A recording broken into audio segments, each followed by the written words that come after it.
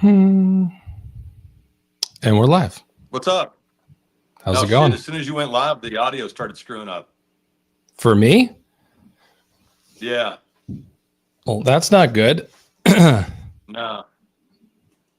It's definitely the Wi-Fi on your end, but can you hear me? Yeah, I can hear you. You just keep pausing on me. Well, you can do a lot of talking then, but I will have a couple of videos to show. Maybe we could get started with what went into the Trump's Matt Gaetz headline today. And welcome everybody that's coming in. Yeah, welcome.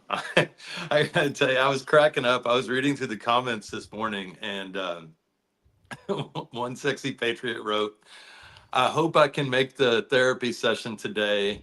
I smoke really strong weed, and I like to sit on my back porch and watch the squirrels and the birds." And it took me, I sat there like pondering it for a minute, and it took me a minute to realize that those were separate thoughts. Because I was like, man, it must be like really strong weed, like if you can't even like watch a live stream. And then it took Sam 10 minutes to figure out he was the one that had also posted that comment. Well, it reminded me of the Dean Martin quote when he's like, you're not drunk if you can lay on the floor without holding on. Is that when we could talk about Dean Martin? Why can't we talk about Dean Martin? We still can't. Oh, no, I'm sorry. I always confuse him with the other shithead that joined ICE. You talking about fake Superman? Yeah. Yeah, no, don't you blaspheme. Dean Martin was Rat Pack, Dean and Sammy, Frank and Dean. Yeah, no, in fact, if you've never listened to the Rat Pack Live at the Sands, I highly recommend it. It is enormously entertaining. I had the whole thing memorized when I was in college, if that tells you what kind of student I was. But yeah, I think we know what type of student you were. As soon as I got the comments up, Tim goes, Dean Cain, for shame, Adam. Yeah, I'm with you, Tim. Thank you. Don't let him forget it. But no, that comment from the reader, I was just cracking up. I really did sit here for like a full 2 minutes, like, man, like, can you really get so high that you can't watch a live stream? Like, I've been high where I couldn't do lots of basic shit. But anyway, it turned out they were separate. They were separate thoughts. And the second part was answering our question from Note 20 today, which was, how do you take a shower for your brain? So a lot of people were writing in to say weed. A lot of people were writing to say booze. Did anybody ask if a worm can shower? They didn't, but that's only because our readers aren't fucking idiots like the HHS secretary. But no, I'm joking and it's funny, but it did get me thinking. I think people who've been with us for a long time know that I had a pretty serious drinking problem and did something about it almost 16 years ago. And most people are normal; they're fine. They can have a little bit of alcohol and then put it away. But if you're like me and you can't, be careful these days. There's a lot of awful, stressful shit going down, and that temptation to escape into a bottle, I imagine, is mighty large these days. What I would say is, remember that the only person you're hurting is yourself. You're not hurting Trump when you do that. And we want all of you to be here to help us celebrate when this motherfucker goes away. So please take care of your mind and body. I'm I think of the scene from Uncle Buck when the clown shows up for the birthday party and John Candy's like, "What'd you have a few extra this morning?" And the clown's like, I was at an all-night bachelorette party, and he's like, "What are you, Sister Mother Teresa? You never touch the stuff?" I remember that scene. Yeah, when he's like, "Get in your mouse and drive away." Anyway, I don't want to sound sanctimonious. I don't want to be lecturing anybody. But I do want y'all to take care of yourself. I know how fucking horrible everything is right now. And if I was still drinking, I'd probably be drinking right now. But yeah, it's important to us that y'all be good to yourselves. Don't try to punish them by hurting yourself. I think that's a good message. Thanks. With that, it's a great segue. You do. Great segue to Matt Gaetz. I'm putting up today's newsletter. Trump's Matt Gaetz. I don't want Tell to us segue more to about Matt Matt Gaetz. Gaetz, which, I by the want way, to segue away from Matt Gaetz. I know this was like a major story last night, and it feels like it was 10 years ago and nobody's talking about it anymore. Yeah, no, it was literally fucking yesterday when we found out that this miserable scum that Donald Trump wanted to be Attorney General of the United States raped a 17-year-old. She worked at McDonald's. She was saving up money to buy braces. She had a homeless parent. Uh, we don't talk enough about how dire economic straits is a form of coercion. But we also don't talk enough about how there's an entire fucking political party that knew who this piece of shit was and looked the other way. Marjorie Taylor Greene spent a year on the road with him. Just for anybody who thinks there's a new, improved Marge. Why is this about politics? It's about raping kids. How the fuck is that a partisan issue? Like, are we really at the point now where we can't just say, hey, raping kids is fucking disgusting and it gets bipartisan agreement? I mean, apparently not. I mean, I'm sure you've seen the best joke on social media right now is people who changed her name from Megyn Kelly to Megyn R. Kelly. Megyn decided this week that it's not really raping a child if they're 15 years old. How damaged do you have to be to even go to a place where you're making excuses like that? Like, Really fucking damaged. I mean, I knew Trump broke brains. I knew he broke souls. But I mean, this is next level shit. I mean, I don't think it's a surprise to any of us that we're up against evil people. I think the question we've always wondered is why don't more people care?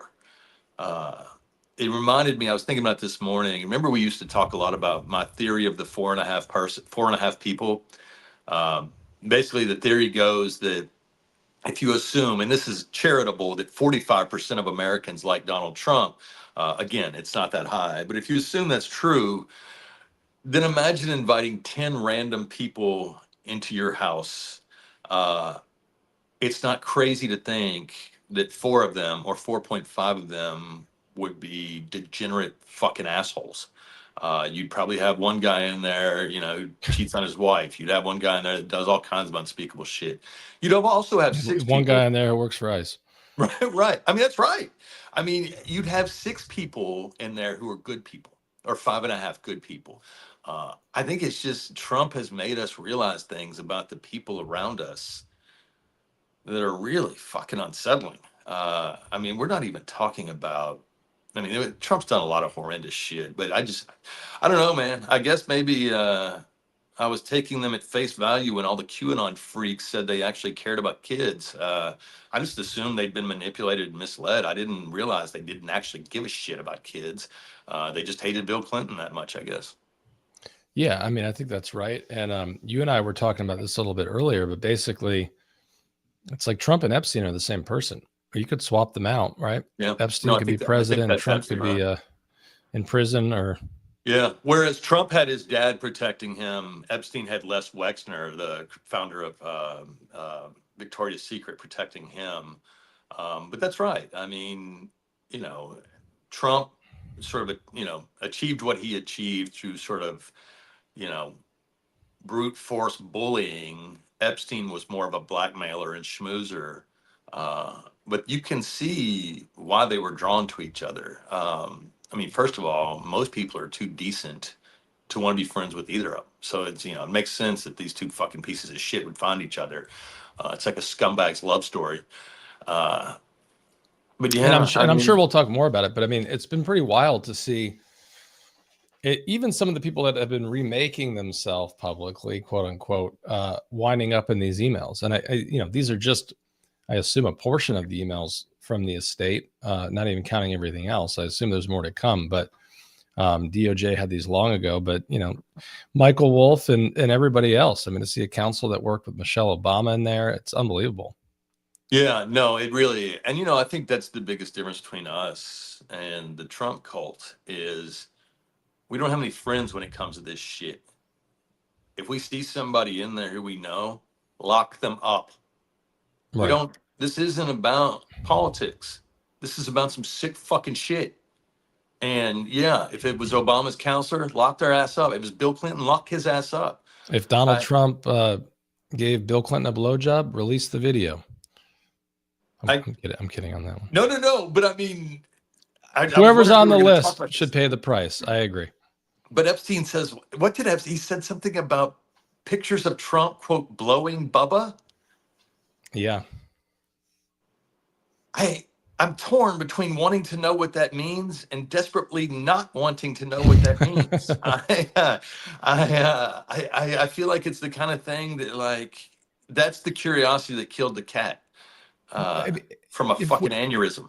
Well, so while we're talking about this really quickly, let me pull up these two. I pulled these images side by side. So let's remove this. Let's put this up. I don't know if you can see it. Actually, you know what? Let me pull the banner down too, because I can barely see it. One is, both are from today. CBS News. Trump says he will order DOJ to probe Epstein's ties to Democrats, banks, yada, yada, yada. ABC News. President Trump is again calling the recent release of documents related to sex offender Jeffrey Epstein as a political hoax.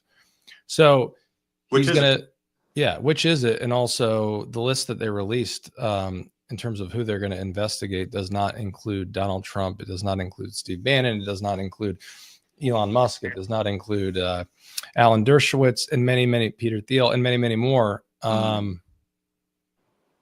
It's a little strange. No, it makes perfect sense. It's a continuation of the cover-up. We've seen a lot of people, including the dumbest motherfucker on the planet, Stephen A. Smith, questioning why Joe Biden and his DOJ didn't release these documents when they were in power. And I just want to take a second again to say, fuck you, Stephen A. Smith, you miserable fucking dirtbag. So you keep asking, why didn't they release this when Biden was in office? It's really quite simple. Because his Department of Justice was prosecuting Ghislaine Maxwell. And during an open investigation, you don't do shit like that could jeopardize the prosecution. Every president we've had forever understood that, with the exception of Trump. Of course, Trump jeopardizes prosecutions because he wants to, get his friends off before, unless he has to pardon them. So what we're seeing today, I think, is a little bit of political jujitsu on Trump's part to try to keep these files from coming out. Biden didn't release them because they were a part of an open investigation. By declaring a new investigation, Trump and Bondi can now say, oh, we can't release anything because there's an open investigation. We all know they're not trying to get to the bottom of this. We know that because they are the bottom of this. And to your point, I'm gonna bring this down, and I'm gonna bring up a post from the last 24 hours from Julie Brown. Julie K. Brown. As for why Biden and the Democrats didn't release the criminal case files, Maxwell's criminal case was still open during the Biden administration. She wasn't convicted until late 2021. Then she appealed the conviction. Generally, it's not a good idea to open your evidence files when a criminal case is ongoing. We also don't know whether the FBI was still investigating other possible suspects who helped Epstein and so forth. She said it better and smarter than I did.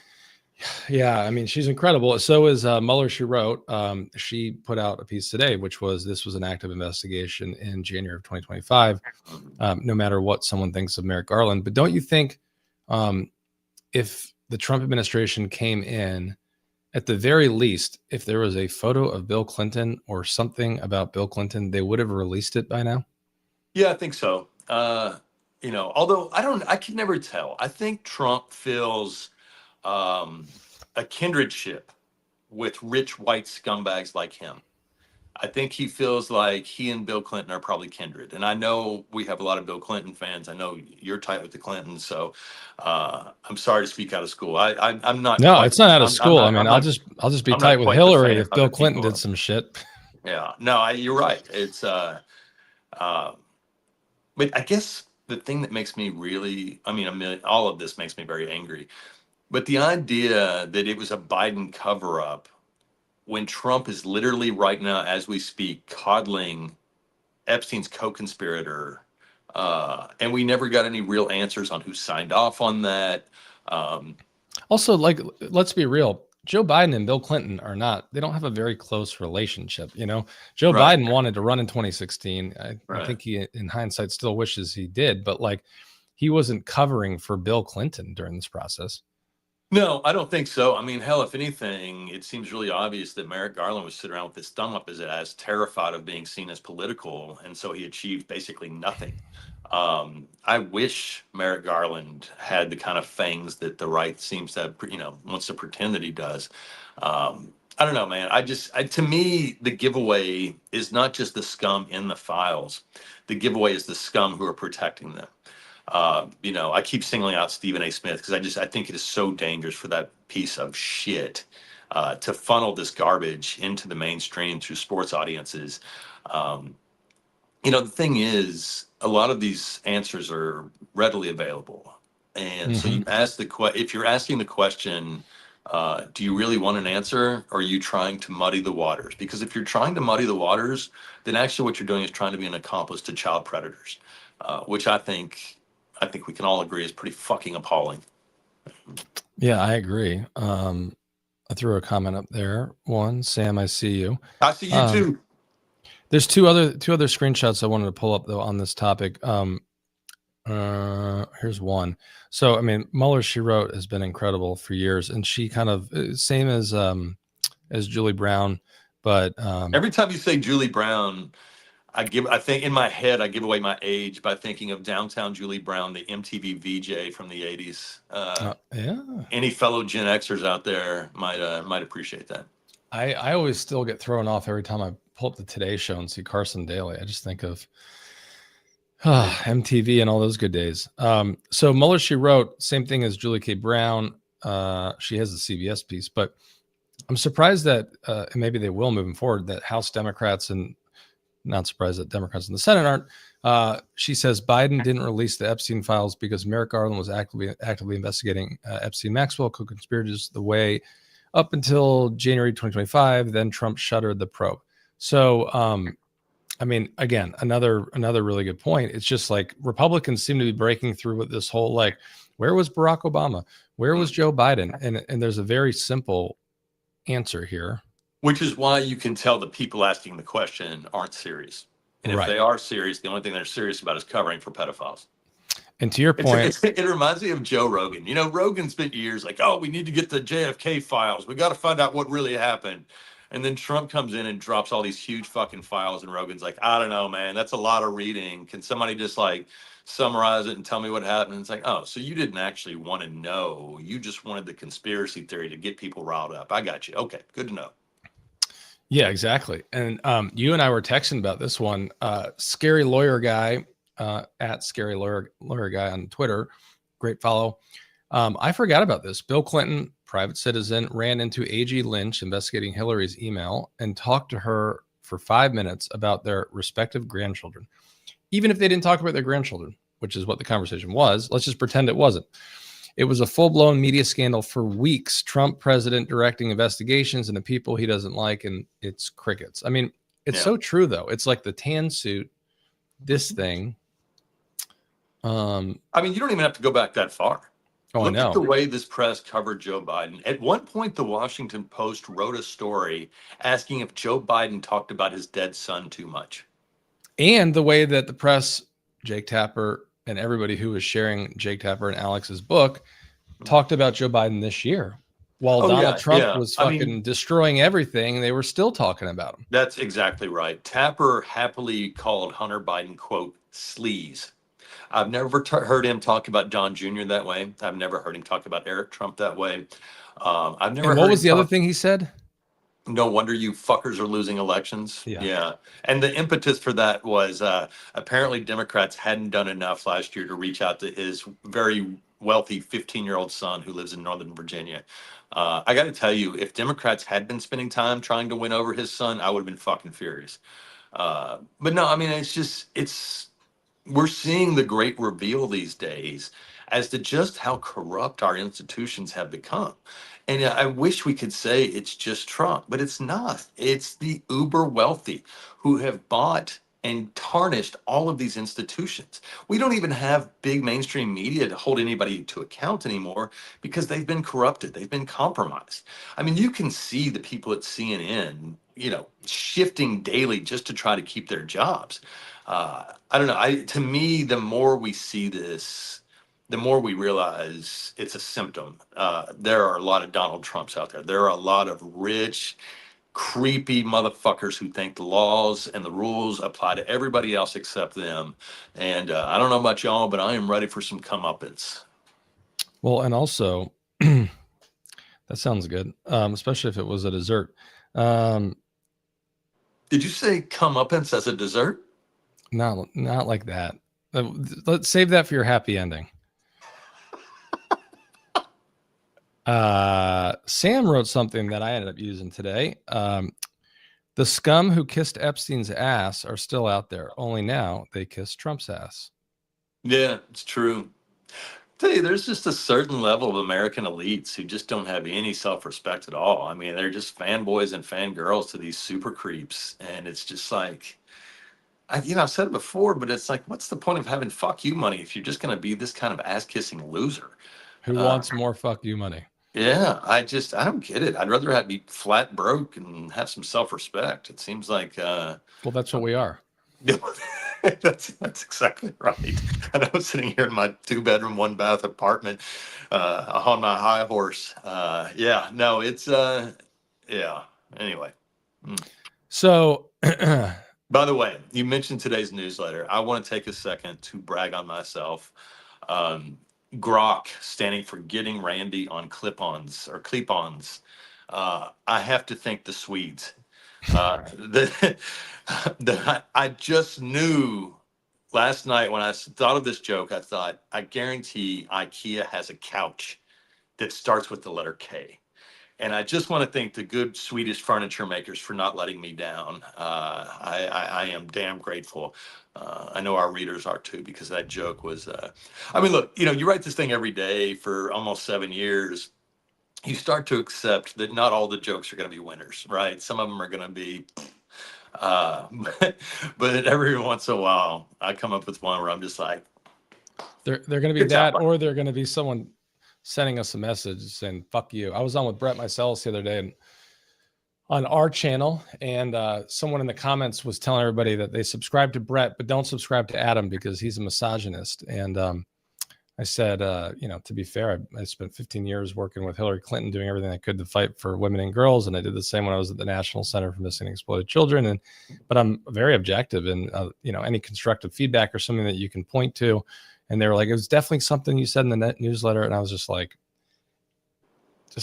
let me know if there's something that you are not comfortable with that I said. I'd like to know. And I apologize if I did, but don't go around, in the comments saying I'm a misogynist. I wonder sometimes if some Democrats even know who their enemies and friends are anymore. It's like, if you're not one of the good guys, then who the fuck is? I mean, I get that there's a temptation right now for people online to say, oh, so-and-so's a grifter because they said something I don't like, or so-and-so's this, or so-and-so's that. I wonder if those people were out walking, knocking on doors like you are in Virginia. I wonder if those people... You're a grifter because you're helping Adam, who ran against Lauren Boebert in Colorado, and we could never win that. And then it comes down to 400 or 500 votes, almost goes to a recount. She moves out of the district. I mean, and also every single vote you bring out, as we've talked about, goes towards the statewide. How are we ever going to win anything if we just seed it? As you said, talking about playing over at Twitter, Yeah, I mean, I think that's the thing. Like, Mark Maron said it so well. He said, Democrats have to get over their buzzkill problem, and he's not wrong. I mean, look, you'll rarely meet somebody who's as horrified by Trumpism as I am, and so it really sticks in my craw when we get emails that say, "Oh, you shouldn't say this word," or "You shouldn't do this." And it's just like, really? That's the big thing you're focused on today? We're trying to make people laugh. And you and I have debated a long time about, there's nothing in the newsletter that's AI, which I think is fantastic because there's a lot of AI newsletters. But two, we've debated for a long time about having like a clean version because we've heard from some state party chairs who are like, this is fucking awesome. I just can't send it to our listserv every day. Yeah. But I think that, you know, we've maintained the integrity of who we are, and the stuff has aged well. I mean, Yeah. I can't think of a lot of stuff that didn't. You know, we were out in front on Schumer. Yeah, well, that's it. Like being right and being first is a lonely place to be. And, you know, the other thing is, But I know you say this more than I do, but we would basically be fully alone if it wasn't for everybody that's on right now. oh, no question. No question. I And mean, if we didn't have them, we probably would still be writing this and just sending it to ourselves every morning. Yeah, pretty much. I mean, we wondered for years, you know, if anybody was feeling the way we were. And we, you know, there were people who were with us from the beginning. And it was like, okay, there's enough of us that we know we're not alone. We know we're not crazy, or at least not that crazy. But we just kept being told over and over again. Depends on the day. We were too rude. We were too emotional. We were too all these things.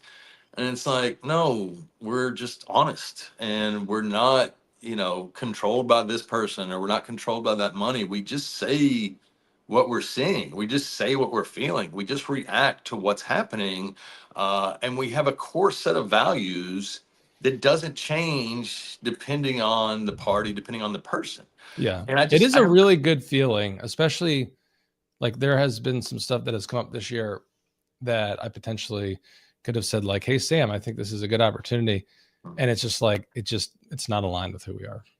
No. And you know, there's a reason people get rich in politics, but we're not. And I don't know. I think, you know, we'll start tooting our own horns, but I just think we're doing it for the right reasons. And I think that's why so many of the sexy patriots respond to us, is because we're not, I don't know, we're not focus grouped. We're not message tested. We're just two dudes who are pissed off about what's happening and want to help the people that are getting hurt. And we want to cuss about it. We want to make people laugh and feel better and feel some hope, even on the days that's really fucking hard to do.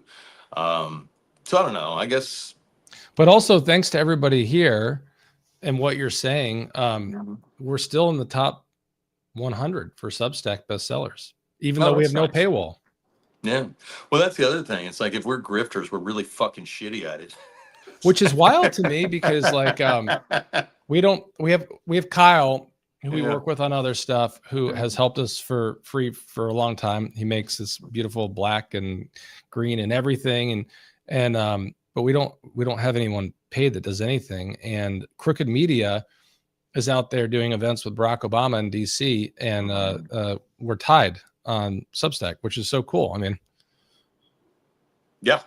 We're going to keep going and we're going to beat them, but it's kind of wild, you know, someone who had a staff of like 100 at some point, I think. See, that's the thing. I don't give a fuck about other people that are doing the same thing. I want billions of us saying this shit. Considering what we're up against, Fox News, New York Post, New York Times, Wall Street. I mean, go down the list. YouTube, Twitter, all of these things are owned by right-wing people. We need as many left of center independent media groups and platforms as we can possibly get. Which is wild, though. Like, to your point, we passed Politico on Blue Sky. We are about to pass Bloomberg on Blue Sky, which is it's just wild. I mean, yeah. To be fair, it was easy for us to pass Politico because they were spending all their time kissing Republican ass, and that tends to slow you down a little bit. We're doing so well. They still mention our birthdays. Yours. They stopped mentioning mine a few years ago. Well, I'm on the last line, so I think this was the last year. You're on the way out. They're kicking me off the edge. Hillary Rosen and Stephanie Cutter have maintained their first sentence, and you know, Kurt Burdella is not long behind. But I'll tell you, I saw them. I don't usually read that shit anymore, but I saw them this week. They were just like trying to both sides. This doesn't matter about Epstein. And it's like, the fuck do you mean? Does it matter? Children were raped by the rich and powerful, and then they covered it up. Yeah, it matters. I don't care if it doesn't change a single fucking vote. It still matters. So on that, I've got like 4 things from the newsletter, but I feel like this would be a really good segue. I know I always cut you off, but it's like, save what you're about to say, because this one, which I didn't even know, you put it in the newsletter, but I didn't even know Julie K. Brown shared it as well. Let's watch this. I thought it was really oh yeah, definitely want to watch critical moment. Yeah. You had actually reached out to the Justice Department, to the Deputy Attorney General Todd Blanche, with your concerns about their treatment of Maxwell and her being moved to a lighter security prison. Did you ever hear back from the Deputy Attorney General? No, and I think that's very telling. There's been no communication at all. So you've heard nothing from the administration as this has been playing out? No, I have heard nothing. And, you know, I guess just one further point I wanted to make, just because it's kind of in my mind now, what your last guest was saying, that it's unlikely that this would, you know, that this would continue on or move forward in terms of the legislation. And it just, I feel like it's important to note that so many things that are unlikely have happened when it comes to this case. You know, it was very unlikely that we would get the signatures we needed for this discharge petition, and here we are. We have them, right? It was very unlikely that Andrew would no longer be a prince, and that's happened. And I think, you know, for years, people said it was unlikely that anyone would care or know about the crimes of Epstein and his co-conspirators. And people clearly do. So I really believe that that people are going to demand that this move forward. And I think it's very likely it will happen. Andy Farmer, I think that's actually a really excellent point. And I'm glad you made it. And thank you for joining.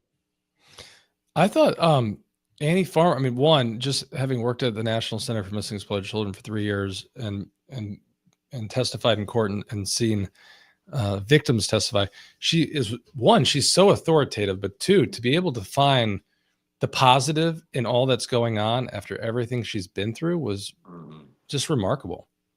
Yeah, no, I mean, I think we're all very lucky that these fighters, these survivors, have the spines of steel that they do. I think the thing that really pisses me off is that the people that are elected to fight for them don't.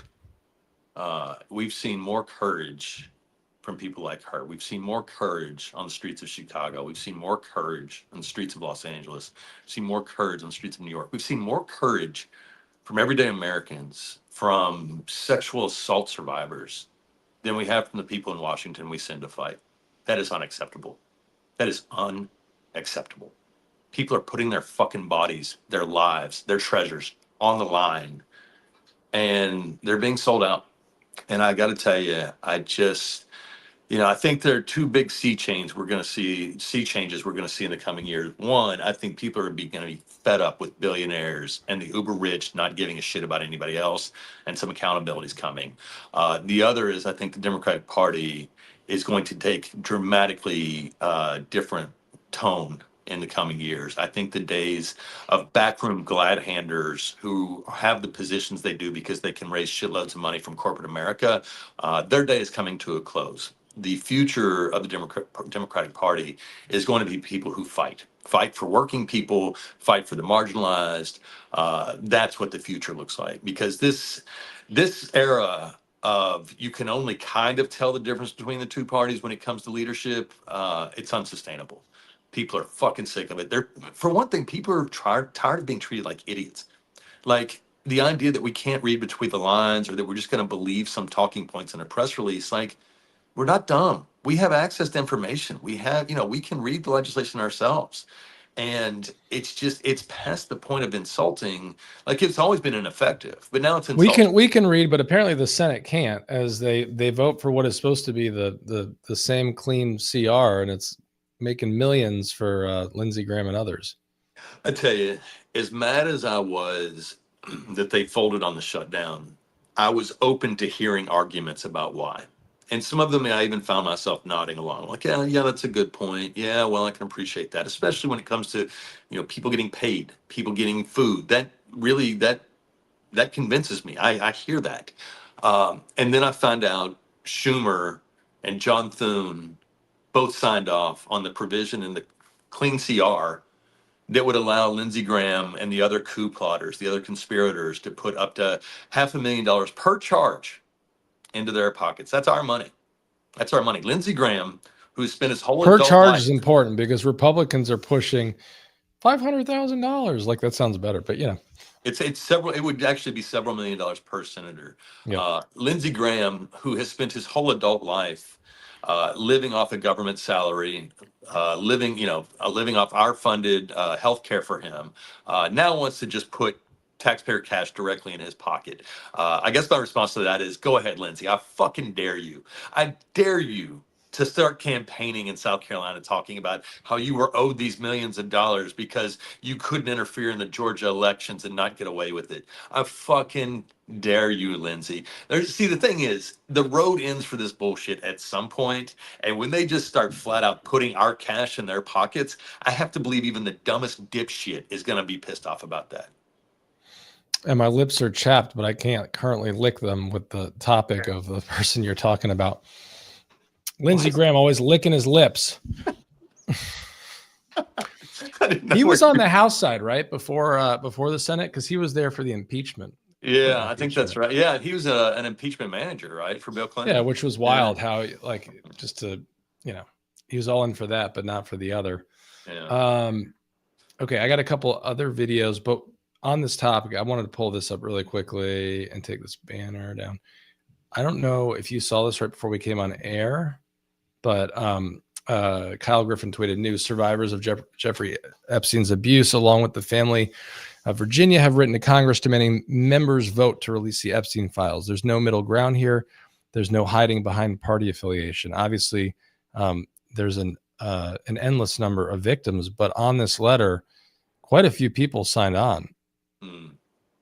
So anyways, I mean, I think that's what's so frustrating is the survivors have been courageous throughout. They've gone to Washington. They have implored Trump and his party to stop hiding these documents. And instead, we've gotten excuses. We've gotten flat out lies from Mike Johnson. We've gotten flat out lies from Donald Trump. And now we're getting more obfuscation. The Republican Party does not want this coming out. The Democratic Party says, fuck it, we want it out. do you think there's going to be, in terms of a broader vote, if that happens, I guess even when everything should happen, if that happens, do you believe that there are a lot? I mean, at one point, I think Ro Khanna and Tom Massey thought maybe up to a third of the Republicans would vote for this if it made it to the floor. Yeah, I mean, I do think you'll see a jailbreak in the House. I do. I think it passes the House. The question has always been, what happens then? Like, does the Senate even take it up? Does Trump veto it? Of course he does. Are the votes there to override the veto? To me, it's less about, we've got to get these, it's less about the minutia of the legislation, and it's more about keeping these survivors, keeping their fight going. We know that in Trump land, career-ending scandals happen 5 times an hour, and then we move on to the next one. This can't be one that we just move on. So by continuing to fight for the legislation, continuing to fight for the survivors, I think, let Trump veto it. Let Senate Republicans ignore it. Let's make it really fucking clear who's trying to keep the truth hidden. I think it was Chris Murphy this morning was saying he thinks that the pressure will be so high on Senate Republicans that enough of them will fold. We probably have at least one, right, that's retiring in North Carolina, Yeah. and maybe a few others. Yeah, I mean, maybe. I don't know. I don't know the answer to that. I do know there's probably not 2/3 to override a veto. But I just, if the alternative is not trying, then that's not acceptable to me. And I know it's not to the people in our party. Yeah, totally. I mean, we've talked about this so many times in terms of Republicans fight and speak to their base. They don't forget who sent them there. Yeah. We're so focused on trying to, I guess you were being a little more kind today with the 45%, but like, we're so focused on trying to turn something from the 38%, and we literally put money into that too. Mm-hmm. Not Yeah, it us, seems like but, the one thing Republicans, Democrats, and reporters can all agree on is that the Democratic base sucks and should be ignored, which is pretty goddamn infuriating. Yeah, I agree. I'm going to put up, I got 2 more videos, and then I got a picture. Both of these are videos that you put in the newsletter today. I'm not going to provide any context. I'm just going to play them and then let you give your take. Here's the first one. All right. Thank you. The Bible tells us that one of the measures of any society is how it cares for vulnerable children and orphans. So important, and it's so big in the Bible. So as we make America great again, we are going to protect American children in foster care. And Who the fuck's gonna protect him from you? I mean, it's just, oh, I mean, it really was very obvious yesterday. They were like, we got to get Trump talking about kids. And it's like, maybe today's not the day to do that. I mean, they even had some children go into the Oval Office with him. And it's like, God, how shitty a parent do you have to be to do that? Yeah, I mean, I think we can all the second he mentions the Bible, we all know he's full of shit, right? I mean, I can't even imagine that dude reading the Bible. I really can't imagine him reading, period. But I mean, get yeah. like red in the face, even like just thinking about it. I mean, he was just like, "Am I in it?" And they were like, "No, it was written thousands of years ago." Okay, fuck that. I'm good. Yeah. Just summarize it for me. Jeez. I mean, this guy, man. All right. Thinking about him in the Bible is kind of giving me heartburn. Let's see. This one of your faves. We've stopped that runaway inflation. It's very, very small now, and the price of groceries has gone up almost not at all this year, but people still are feeling strapped because they need more growth. And as you said, that we've given them about $1,200 of real income growth this year. If we continue at that pace, then in a year, or so, because it's going to accelerate, then we'll have filled the Biden hole, and then we're going to lift off from there and break records. Kevin. By the way, before you comment, we got 2,300 people across platforms that are on the live right now. So thank you guys for all being here. Yeah, totally. I'm glad everybody's here so they can hear me tell that smirking little shit to go fuck himself. I mean, every time I see that guy, he's lying and smirking. Like, what is up with that shit-eating grin? Like, do you have to look like that when you're lying? I mean, he looks like a Renfeld from like a Dracula movie. But also, I kind of confuse him and the other one too, Besant. I mean, they're equally forgettable and just weird. Yeah. But also, like, why are people feeling strapped if the economy's doing so great? We keep hearing there's trillions of dollars coming in. The economy's booming. $22 trillion. Yeah, is that what it is today? That's what we've done. 22 trillion was the latest number that I had seen Midas Touch put out, and we were worrying about getting out Snap. Where is it? We're all fucking Scrooge McDuck swimming in our vault of gold coins, but also people can't afford to eat. I also don't believe that number is real. Oh God, no! Right? Well, I mean, I've seen in the last 2 days, I've seen JD Vance say that there are 30 million undocumented immigrants in America, and then this morning I saw the Housing and Urban Development Secretary say there's 12 million.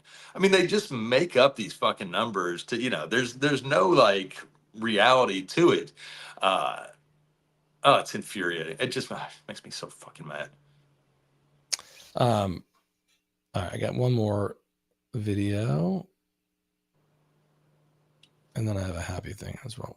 But this was. Oh, you have a happy thing too? That's good. Yeah, I saved one. Actually, I have 2 more videos, but this one I wanted to get your take on really quickly. I keep hearing from Democrats, Nazi, fascist, racist, Hitler, Stalin, Mussolini. I talk about it all the time. Is that incitement? Is that dehumanization? Do you believe that impacts unstable people and has a causal effect? I have about 30 seconds. Yeah, Sean, of course it does. It is freedom of speech, but it does. And in the world in which we live, people have to have more compassion.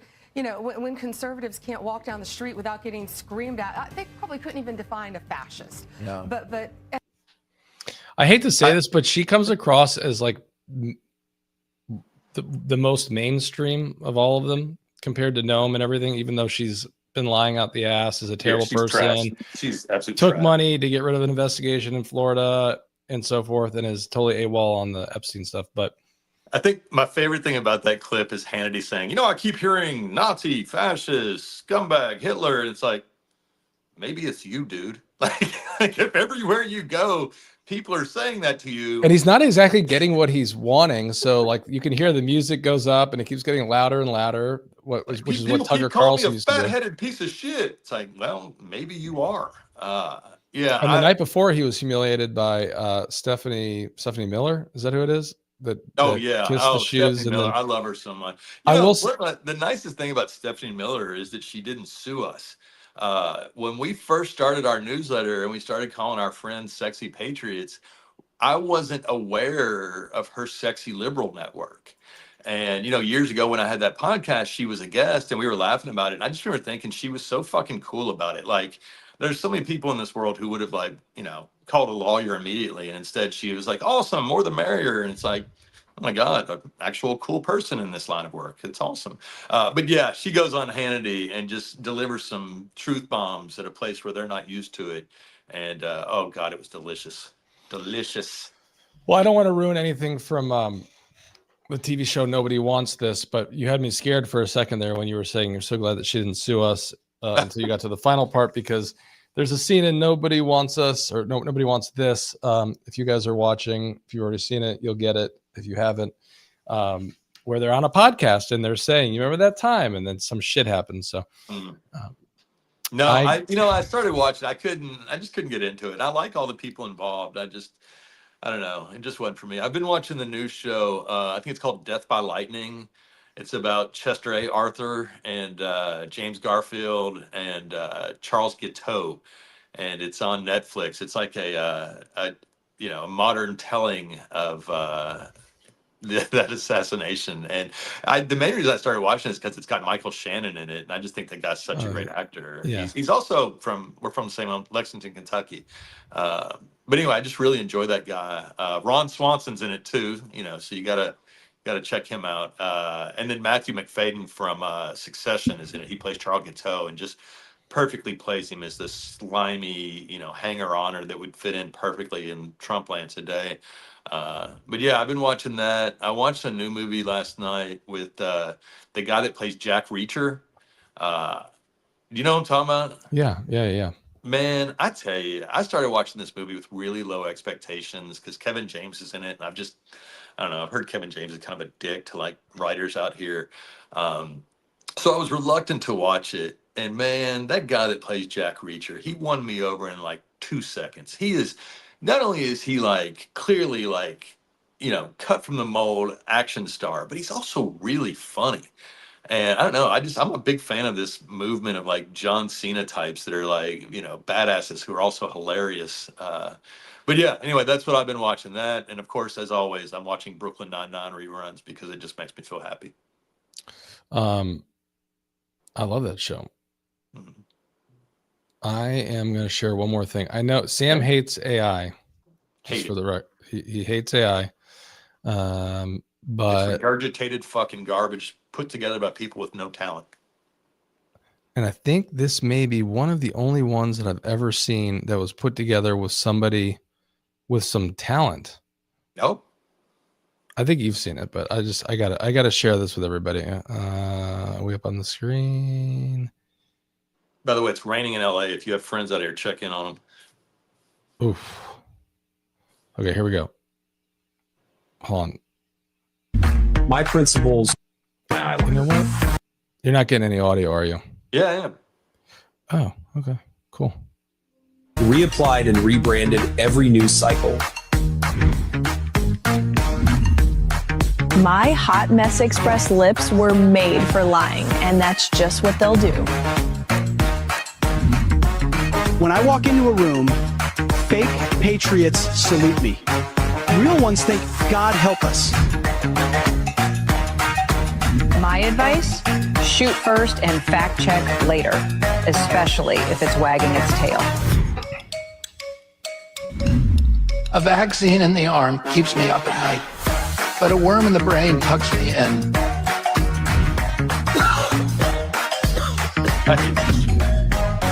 I genuinely never know where I'm looking, which makes hiding the Epstein files because it's breeze. True. Well, no, just take the actual shit that they say, the actual interviews they do. Enigmas never age, and every day is a But I love how they blur out his neck here. wonderful secret, except the Epstein list. I'm on every. Anyways, I know you hate AI, but I just thought that was really done. Here was something I did want to show you. Can you see that up there? You had Billie Eilish in there. There was a whole bunch of asterisks. So I was kind of like, I think I understand what's going on here. You can say it out loud if you want. She cussed out Elon to hell and back. I can't see it on the screen, but yeah. Billie Eilish calls out Elon Musk for not using his wealth to aid humanity. On a tear. She did the same thing to Zuckerberg and his buddies like a month or so ago. And I just love it. I mean, there are only so many people who can get into these spaces, who can get into these rooms where these fucking assholes are. And I love that there are people like Billie Eilish who, once they get in that room, they're using the opportunity to say, "Hey, fuckheads, you got too much money. Do something nice for other humans." And she just gave. I mean, she's not worth Elon money, but she just gave away like 11 million or something recently too. oh, is that right? Wow. Yeah. Yeah. You know, the thing is, I'm like, at my age, I don't really know her music. Did she do Bad Guy? Was that one of her songs? I really like that one. I don't know, but she for the did. most part, I don't really know. She did. What was the joke that we were using the other day? Birds from the Feather. I was saying that she needs to do one that's Pervs from the Feather. Oh, Pervs of the Feather would be a good one, given who we're dealing with in this administration. Yeah, maybe. My garbage truck's outside, so if you hear a bunch of noise, that's what it is. It so sounds good if it's real, unless you just have a little button that's like, all right, I need to wrap this up with Adam. Trash truck.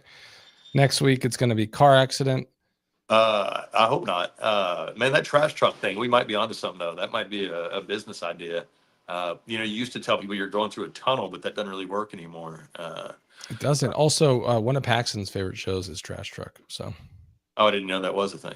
Yeah. Okay, so happy ending today. I'm sticking with the one from the newsletter today because I just think it's so funny. Kai Trump, who is Don Jr.'s kid, as far as he knows. I think she looks a little bit like Gavin Newsom, but we won't go there. Kai Trump got an exemption to play in her first LPGA golf event. And yesterday she came in dead fucking last. She shot an 83. My favorite part were the quotes where she was saying things like, I hit a lot of good shots. I just hit them to the wrong place. And it's like, oh yeah, she's definitely a fucking Trump. But I honestly, it kills me. At Trump golf courses, she's probably shooting 68 because they cheat like crazy. But when she had to like test herself against real golfers with her Nepo baby exemption, it didn't go so great. So, keep sucking, Kai. We know you're making your granddad proud. Also, I don't know if there's been a lawsuit yet, but she stole her logo for all her merch and crap that she's hawking from Travis Kelce. Oh, is that right? Yeah. I mean, Man. the letters obviously are backwards, but it's the same logo. Sue her ass, Travis. I know. I'm hoping he does. I think it'd be awesome. What's your hat? You got anything happy going on? No. I mean, life's good. Cameron's going to see the Commanders play in Spain. Hopefully they'll finally win. Oh wow, that's really exciting. Yeah, I'm pretty jealous. He's going with a friend, so. Oh wow, that's amazing. Yeah, I've never been to Spain. I would like to check that out. I haven't either. I gave him a couple bucks and asked him to bring home something for me. Oh, nice. I'm sure he won't, but he's got a couple extra bucks. Well, it's like when you're going to Vegas and a friend is like, "Here's $20. Put it on red for me." It's like, all right, thanks. I put it on red, man. I'm sorry. I put it on 22. Yeah, didn't work out. Sorry. Which would be like $2,000 ever bucks. come back and they're like, "Here's $2,000. I turned your 20 into. You're welcome." Like, No, and the other thing is you can't use a live phone at those tables. Oh, is that right? So it's not like you can FaceTime somebody. Mm. No, I mean things are good. Things are colder. I just feel like the year was kind of slow, and now everything is just like here. It's like Thanksgiving, Christmas, New Year. I mean, that's the way it always goes. Yeah, it's remarkable to think it's only been a year since America let us down. I was going to say, because it hasn't even been a year since January 20th. Yeah. But here's the thing I would say. We're still here. We're still fighting like motherfuckers. And it's just a good reminder that even on the days when you don't think you're going to make it through the rage and the sadness, you do. The expression we used all the time during the first Trump administration was, if you're going through hell, keep going. That's where we're at right now. We're going through hell. We got to keep going, and we got to bring as many of those sons of bitches with us as we can. I was trying to do something really funny that you probably wouldn't find funny. Let me see if I can just save this really quickly. Maybe it'll work. But you said that we're still here, right? Mm-hmm. So I was going to put this up and say, it's not going to work. I was going to throw, I know, maybe this will work. Hang on. I feel like this is like me and Sam in like 2 months. No, not working. I tried to put an overlay of a jail cell over us. We're still here. We're live, just in a different place right now. Yeah, we'll be coming to you live on the microphone that we carved out of a bar of soap. It's I don't know, man. I've been to jail before. Now, granted, it was only not great. Not great. I don't recommend it. Yeah, some people have a good 2-3 day experience. Yeah, but I'm not Steve Bannon. I don't know. I don't particularly want to spend any time in a jail cell, but if it, I can't think of a better reason than fighting these assholes and standing up for people who can't stand up for themselves. So one of Sam's top 10 lines in the last 7 years is, "I feel sorry for the poor soul that has to do a cavity search on Steve Bannon, because it's going to be like when they cut open a shark with all the old license plates and stuff." Yeah, it's that scene from Jaws. Ugh. Yeah, old Steve-O seems to have gotten hooked on the toilet wine and seems to want to go back. Yeah, I don't know. Maybe we'll just all be in there together and we'll have a big party. Yeah, it'd be curious. I mean, not that anything seems to hold nowadays, but it does appear that there are more and more states, some shocking us, like Nevada, where the senators are not in the right place, but starting to do some more state charges. So we'll see. I mean, I think that's more in response to the fact that he just pardoned all these guys, including Giuliani, on the federal level. Yeah, I think so too. Yeah, I think a lot of state prosecutors have put a lot of work into this shit, and they don't love seeing that work just disappear, and they don't like seeing criminals get away with crimes. So, yeah, I don't know. I think at this point, those of us still hoping for accountability for the coup, we might be, hoping in one hand and shitting in the other, and seeing which one gets full first. Well, and if he's still around by the end, we might be using face cloths to wipe our ass if there's another pandemic. So I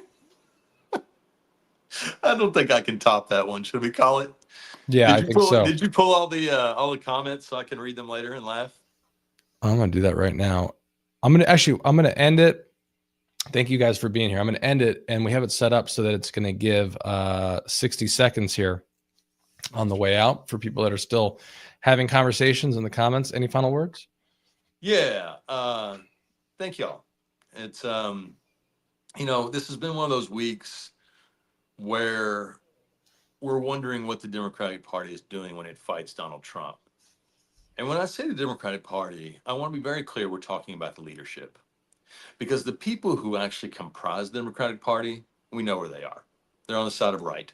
They're on the side of goodness. They're on the side of fighting for people. And I don't ever want to confuse that. It's funny, as loudly as I say fuck you to Democratic leadership sometimes, that's how loud I want to say thank you to the people that are in the rooms of like their local Democratic county party, right? If you've ever been in those rooms, you know how dedicated these people are. These aren't people you see on television. These aren't people that get big consulting contracts. Jake Tapper doesn't call them for comment. They're just the people showing up every fucking day and doing the work that needs to be done. That's who's getting sold out when leadership doesn't stand up. So I guess my takeaway here is I just want to say thank you. Thank you to everybody out there who is fighting, even when the people, higher up are letting you down. I'm just so goddamn grateful to the fighters, because they're just constant reminders that we are better than this. We just don't always choose to be. So thanks everybody. I love y'all. It's like a fucking sermon. He'll be even more grateful if you put comments in the comment section once we post this after the live. Sam loves reading those. You mentioned Tapper. I know we got to end, but we should talk about Tapper again next week, because Donald Trump fell asleep or whatever happened to him in the Oval Office, and I didn't hear Tapper talk about it at all. Well, where's his text interview? We know he has Trump's cell phone number. Why hasn't he texted him about Epstein? Does he only do it for funsies? That's such a good point. Can you also just reiterate what you posted in the last 24 hours about now being a good time for all these reporters that have that number? Yeah. I mean, we keep hearing all the time about how Donald Trump's the most accessible president ever, that people like NBC's Garrett Haake and Jake Tapper have his cell phone number. They can text him whenever they want. Okay. What'd they text him about Epstein? Where's the transcript? Let's see it. We're waiting. And the last video we saw was Trump, who can barely run, doing his best to run past reporters to get out of there when he was being asked about Epstein. To that extent, Caitlin Collins, who I thought would have been the last reporters given where she originally came from before CNN, has been one of the best.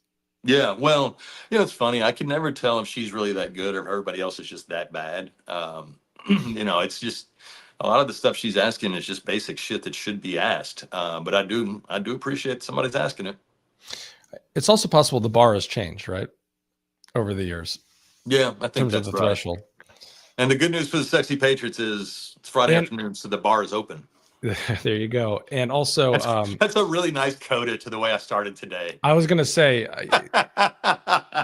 maybe we should end there, maybe we shouldn't. But also, I just would be remiss to not also say that Abby Phillip just does such a great job. She's got a great team too. But I mean, I love Abby. I just wish she didn't have so many pieces of shit on there to lie to America. Well, she had that guy. What is his name? I always used to confuse him with JD Vance, Ben, whatever. They're basically like the same guy. They look like the exact same person. Yeah. Yeah, and he was just out of control. And I get that like a lot of these are contributors, and she's not picking but she is very good at fact checking them. And, no, Abby's a star. I just, I'm just never going to be in favor of paying, Republicans to lie to people. It seems like it defeats the purpose of journalism, but I also understand she has a job to do. Yeah. All right. On that note, we'll end this. You guys, we're going to leave it up for a minute. It'll count down. So if you're in the middle of a conversation, enjoy. And who knows, maybe we'll have a random one-off therapy session this weekend. Have a sexy weekend, Sexy Patriots. We love y'all. Love y'all. See you guys. Bye.